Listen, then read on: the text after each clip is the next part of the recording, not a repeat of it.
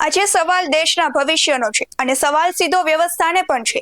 જો આપણી શિક્ષણ સિસ્ટમ ખરેખર આટલી જ શ્રેષ્ઠ છે તો દેશના મોટા નેતા, ઉદ્યોગપતિ અને ઉચ્ચ અધિકારીઓના બાળકો સરકારી શાળામાં કેમ નથી ભણતા?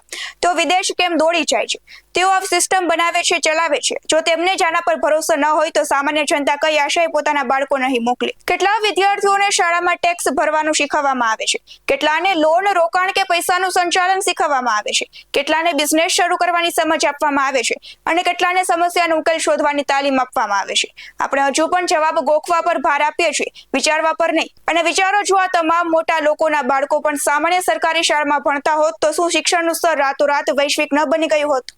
સવાલ મોટો છે। શું તેઓ પણ ઈચ્છતા ન હોત કે તેમના બાળકો વિશ્વસ્તરીય પ્રેક્ટિકલ શિક્ષણ મેળવે? કદાચ ત્યારે ચર્ચા માત્ર પરિણામોની નહીં પણ શિક્ષણની ગુણવત્તાની થાત। હકીકત એ છે કે ભારત પાસે પ્રતિભાની કોઈ કમી નથી। જરૂર તો છે એવા શિક્ષણ વ્યવસ્થાની જે બાળકોને માત્ર નોકરી માટે નહીં પણ જીવન માટે તૈયાર કરે, જેમાં ગોખણપટ્ટી કરતા સમજણ વધારે મહત્વની હોય છે, જેમાં ડર કરતા પ્રશ્ન પૂછવાની હિંમત વધારે મહત્વની હોય છે અને જેમાં ગુણ કરતા કૌશલ્યને વધારે કિંમત આપવામાં આવે છે। તો તમને શું લાગે છે, શું ભારતની હાલની શિક્ષણ વ્યવસ્થામાં મોટા ફેરફારની જરૂર છે કે પછી હાલની પદ્ધતિ જ પૂરતી છે? તમારો અભિપ્રાય શું છે, કમેન્ટમાં જરૂર જણાવજો।